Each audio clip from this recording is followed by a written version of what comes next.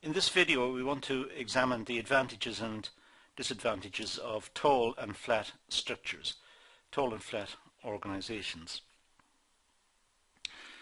What we've got on the screen at the moment is an example of, let's say, a tall structure. For example, 6 levels of administration.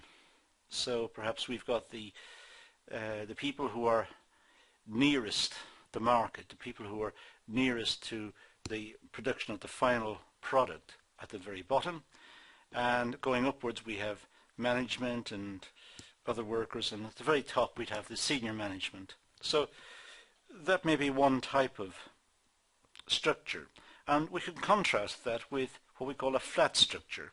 For example, something like, say, 3 levels, where at each level more is happening. More of the production process is taking place, and we have the senior management at the very top, but the middle will be middle management, and also perhaps some responsibility for line production of the final product on the line. So we have different ways of looking at organizations. They could be tall, as in the case of the 6th level, or flat in our example here, 3 levels. What we want to do now is to talk about the advantages and disadvantages of each and discuss them in a little more detail. So we'll start with the advantages of tall organizations. And the first advantage we can identify is that the quality of work will improve due to close supervision. Because there are many levels, at each level there will be a level of supervision, and that means that the workers will be closely supervised at each level. It means that there are perhaps fewer workers per manager, so they're able to have closer supervision. There are many levels of management, many levels of production, and at each level there will be a level of management responsible for what's happening at that particular level. So it's a situation where there is close supervision. This means that the quality of the work will improve, or should improve. It means that discipline and work relationships will improve, that there will be no abuse of resources or unnecessary wastage, that workers will apply themselves because they are being closely supervised. And the control itself will be clear and easy to observe. The workers will know exactly who's in charge and will know what is required of them. Likewise, the manager at that level will know what's required of him or her. So the whole control system is much tighter with this type of organization.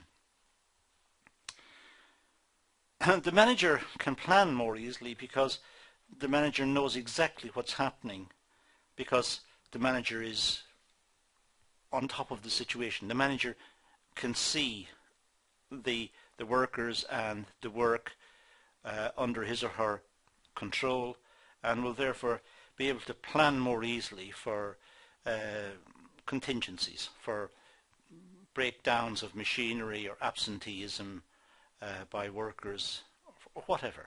So there's more control. The managers are able to exercise more control. The foremen, the managers, the people responsible for that level will be able to see exactly what's happening and take remedial action if it's required because of some breakdown. The excuse me, the efforts of subordinates can be easily coordinated.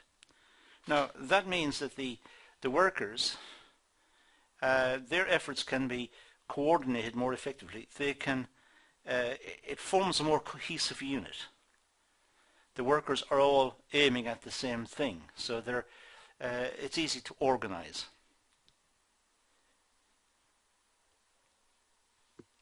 There should be also mutual trust between the superior and subordinates. They should understand what they're trying to do. And because they're working in close proximity, there should be good communication channels between them. So it should be easy to communicate exactly what's required and look at issues when they arise. If the workers are finding it difficult, or if there's a hold-up, or they're experiencing bad raw materials that they can't work with, or whatever it is, that should be easily communicated, and the management, it should go up and down the management quite quickly so that the whole organisation is aware of what's happening and a fix can be found. Now the disadvantages of tall organisations, well, they have many levels of management, so decisions and actions may be delayed.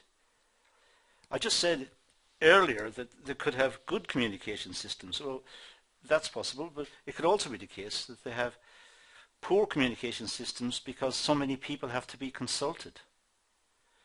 And information has to flow from the senior management through different layers of management all the way down to the production line.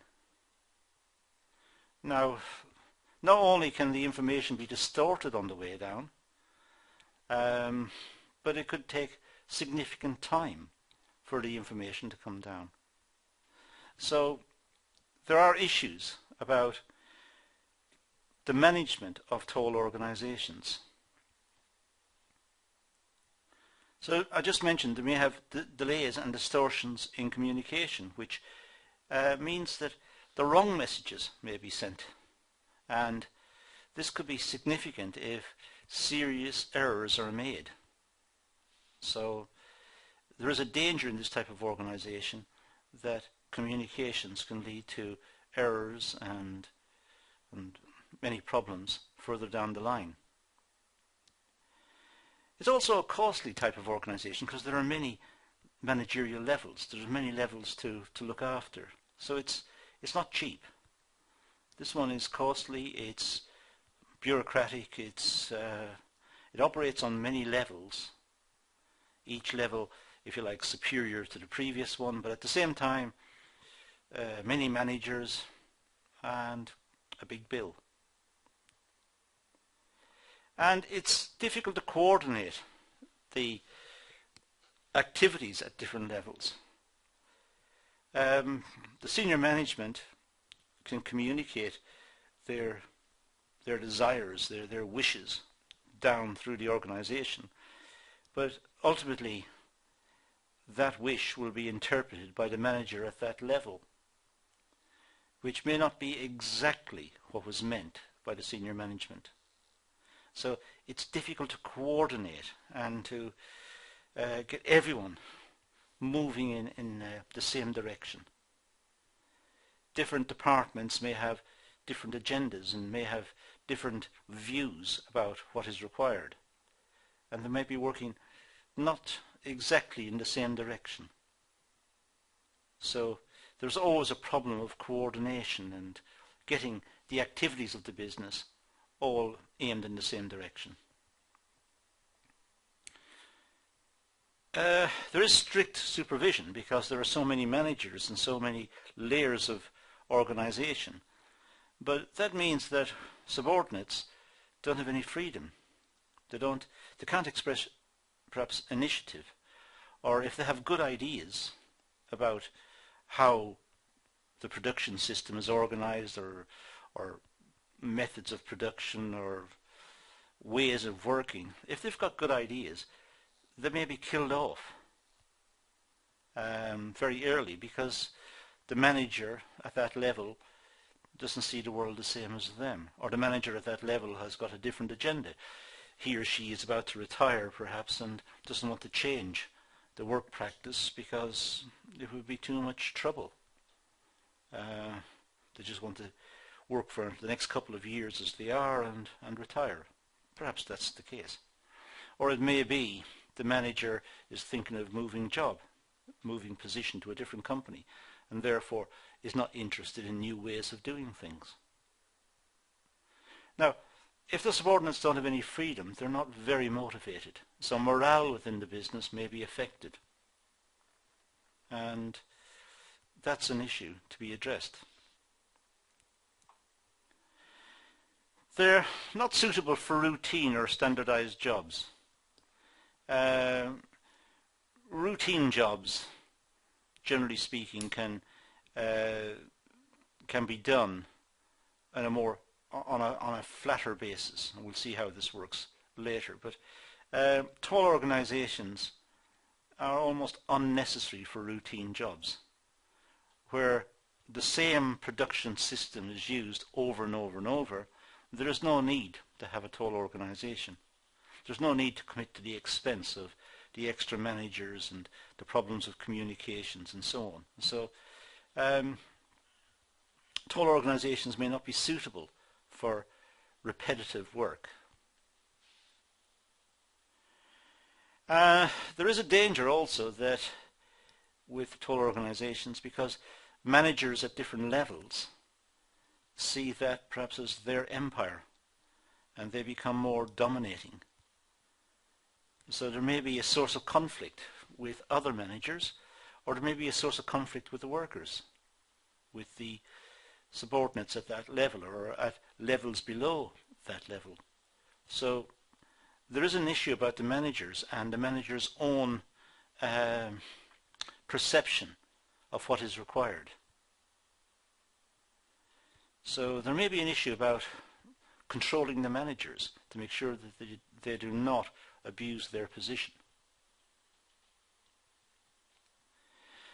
Let's try and summarize the drawbacks of taller organizations. They're less flexible and slower to respond over time. So they're tall, and it means that it's difficult to control on the way down. So they tend to operate by rules and rule books and past practice, and it's difficult to change that. So they are less flexible. There is a communication problem from the top to the bottom. When the message is sent out from the senior management, by the time it gets to the bottom level, it may not be what was intended. It may be it's been reinterpreted, it's been explained differently.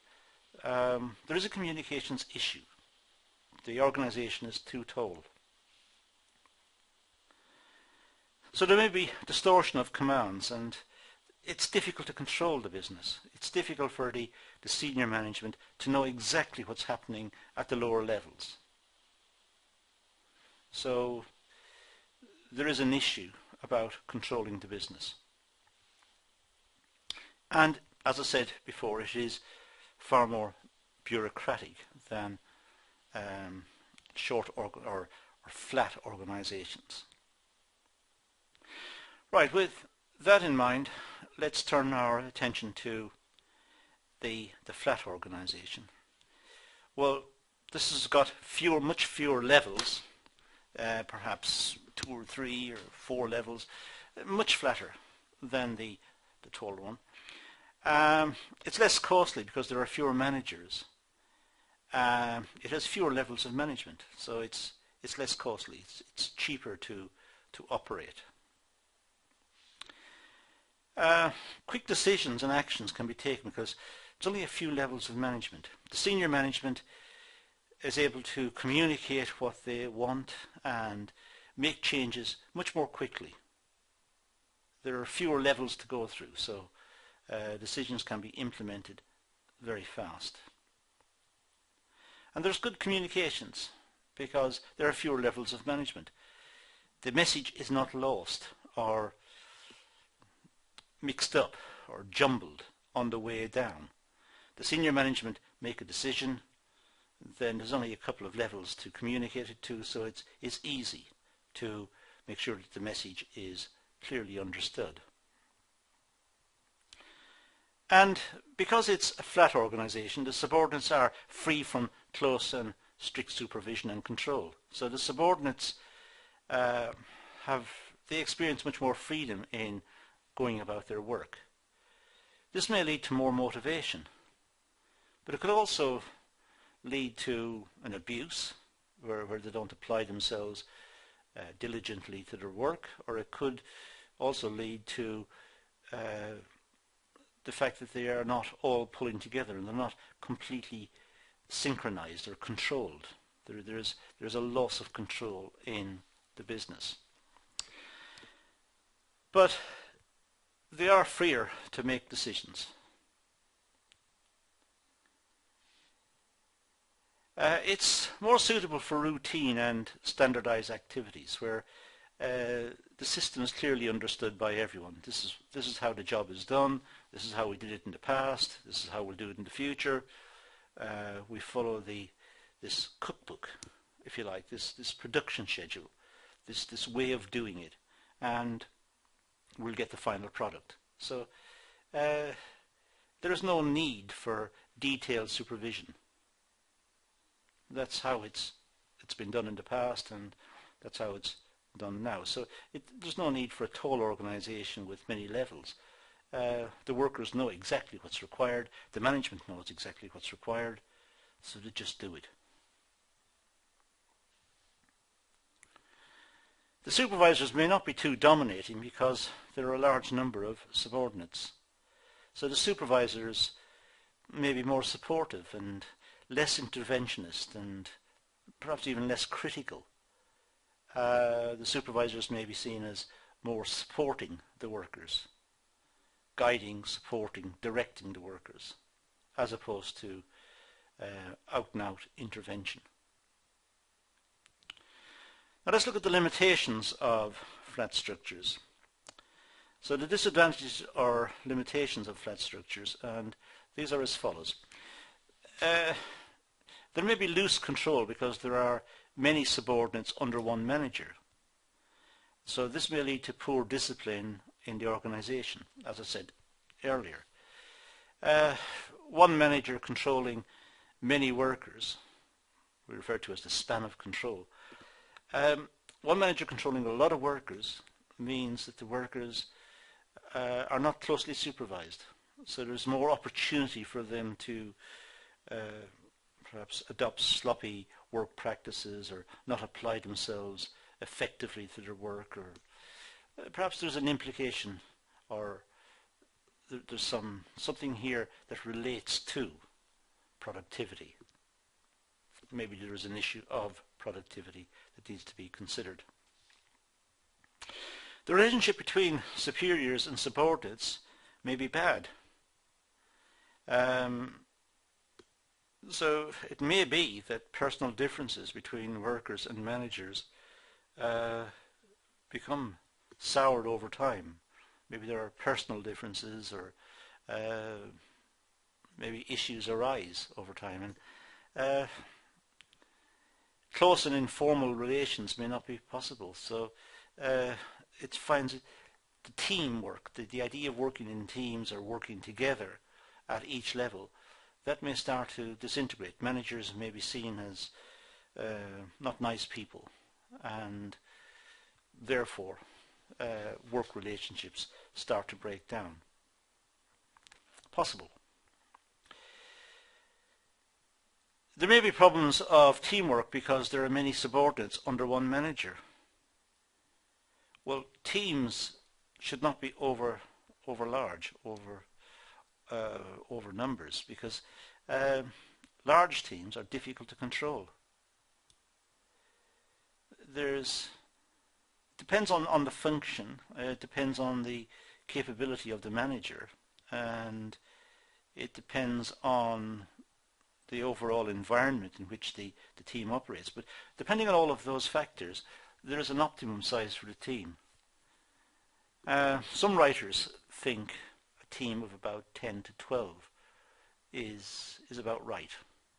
Once you get past that, you're starting to lose control.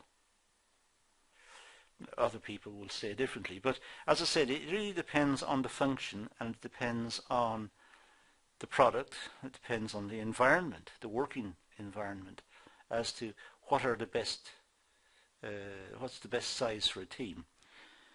But certainly with a large number of workers, and one manager, it may be difficult to coordinate the workers and work as a team.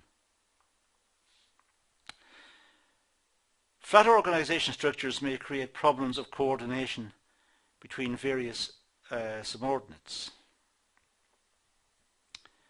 So there is an element of loss of coordination, because the manager has got many people under his or her control, and it's difficult to coordinate all of them.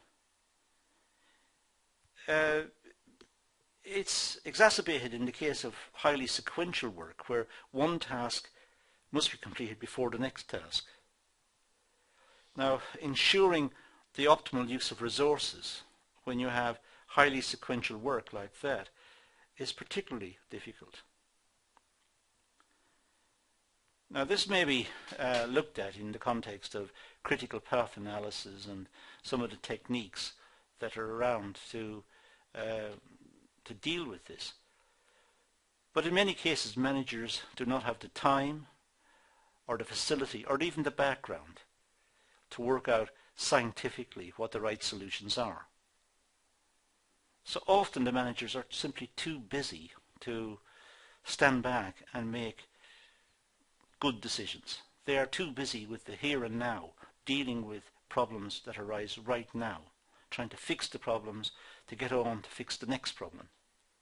Because there are too many workers, too many issues, the management may become overwhelmed.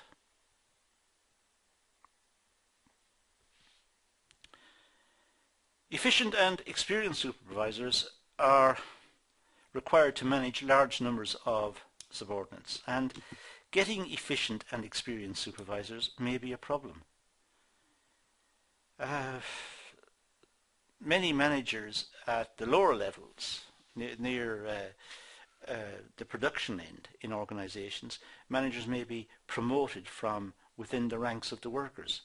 They become foremen and supervisors and eventually become the manager of a section. That's good for morale, because the other workers can see that if they work hard and apply themselves, they also could be promoted at some future time, or move to another company with a good track record and perhaps hope for promotion. But it's difficult to find efficient and experienced supervisors, and particularly difficult to work in an environment where they are controlling many workers, because that is a high pressure job.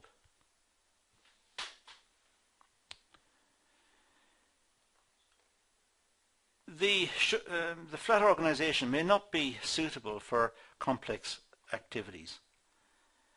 When the work is complex, it needs to be broken down into small parts and assembled as it goes through the production process. And a flat organisation may not be the right one. In this case, a toll organisation may be correct, because it's complex. It's complex, it needs different levels dealing with different aspects of the work. There is a monitoring issue to make sure that the work is of the right quality, and also that the sequence of tasks are in the right order, and there is a good use of resources all the way through the organisation. So with complex tasks, the flat organisation may not be suitable. Because there are a large number of subordinates per manager, the quality of performance may be bad. It's difficult to supervise a large number of workers at one level. So the manager can't oversee everyone. The manager perhaps is preoccupied by failures in the system, or shortages in the system, or machine breakdown, or whatever it is, which means other parts are not being supervised correctly, and the quality of the work may suffer as a consequence. And that may be an issue. So what have we done here? Well, we've contrasted the toll organisation, toll structure, with the flat structure. We've looked at the advantages of each and the disadvantages of each, and it's difficult to summarize other than saying it really does depend on the product, on the throughput as well, how many are required, and to what extent the breakdown of the work enables a toll organisation to emerge. So each have their advantages and disadvantages, but we need to be aware of each, and we need to, if we were starting from the beginning, to be careful to design the production process and the organisational chart to be suitable for whatever production process is going to take place. So the structure should match the product, the market, the size of the output required, as well as all of the issues that we discussed here. And that concludes this session, so let's leave it at that and say thank you for watching.